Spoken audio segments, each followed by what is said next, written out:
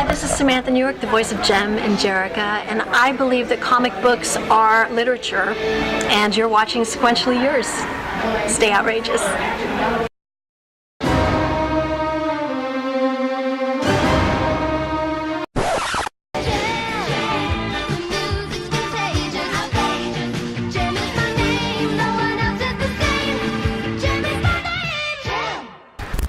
Hello, my little Sharpies. This is Karu with Sequentially Yours, and I am here with Samantha Newark.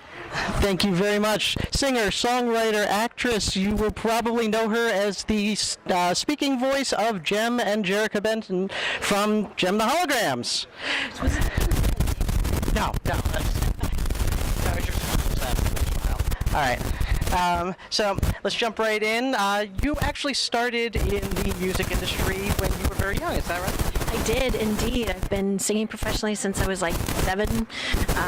Did a tour, made my first record when I was like 8 and a half. So I've been in this business a long time. Played Annie when I was 10.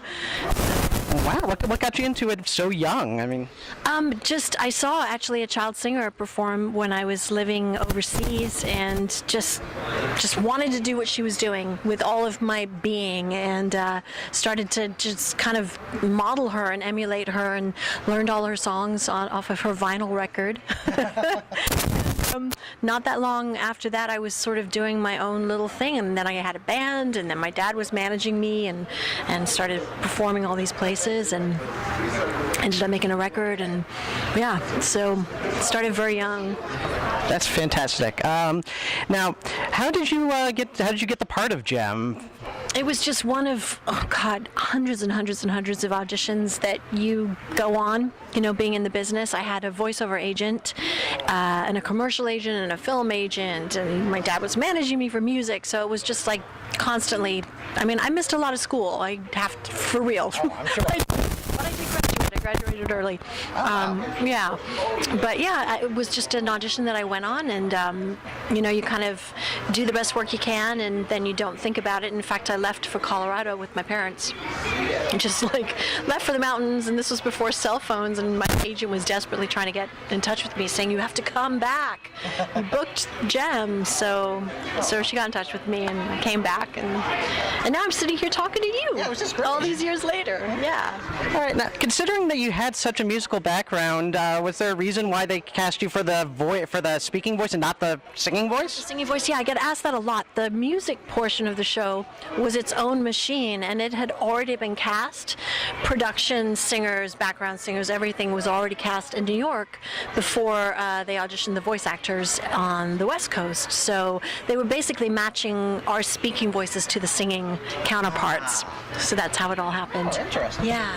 Okay, so you've been involved in a lot of different things over the years as well. You also did some Transformers voice work. You did a horror film at one point, I believe. Other than Jem, what would you say was your favorite thing that you have worked on? Oh my gosh, so many things. I actually just moved from Dallas, Texas, where I was for about 3 years, where I was touring with a Pink Floyd tribute band, but not just a Pink Floyd tribute band, like an epic stadium production with the laser light show, the whole one of 3 backup singers. Yeah, we were touring like the House of Blues venues, sold out crowds, so just incredible. That was the most recent, really fun experience that I had. I may even do a pop-up show with them in Houston. We're talking about it right now. But I moved to Nashville, so they only tour regionally because it's too expensive to bring the whole shebang too far. But yeah. And speaking of touring and music, your last album was, I believe, Something Good back in 2011. Are you working on anything new musically? I'm so excited. Yeah, I'm teaming up with Pledge Music. PledgeMusic.com is similar to Kickstarter. It's really cool. I'm very excited to be working with them. So come like the beginning of May, you're going to be able to pre-order my new album, and I'll be telling everybody what the name of it is. And I get to go to LA in like 2 weeks and start recording, start working on it. So. Oh wow, that's going to be exciting. And I'm excited actually to have the fans really involved in this one. From helping me choose the artwork for, So I'm going to do a lot of. It's just this fan base is incredible, and it's so much fun to have them just be a part of this. I feel like they're my friends. So many of them are now my really true friends. friends in my inner circle. So it's just awesome. That's fantastic.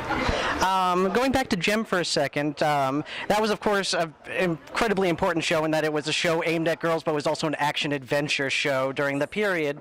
How did you feel being part of that? Oh my God, incredible! I mean, I love a show that is based on strong female characters was just incredible, and I also really love that my character, Jem and Jerrica, you know, she had a really beautiful, strong moral compass, and that's, you know, sadly it's lacking in a lot of things that are presented to kids today. And I'm actually really loving that it's on Netflix because I'm meeting tons of little kids now because their parents are like, "You sit, watch Jem, good morals, good messages, good values," you know. So I had no idea it would become the pop culture crazy thing that it is today. It's just pretty awesome. All right, so I have one more question here. Would you mind giving me an outrageous, just for the camera here, please? That was actually Kimber's line, but I can give you, even though Jem was truly outrageous, but she would say, like Jem would say, you know, doing the right thing makes you a superstar, and then also it's Showtime synergy. Oh, yes, thank you. All right, well, thank you very much for your time. I really appreciate it. It's been a pleasure meeting you. Meet you as well. All right. This is fun. All right, thank you so much. Thank you. Bye. Take care, guys.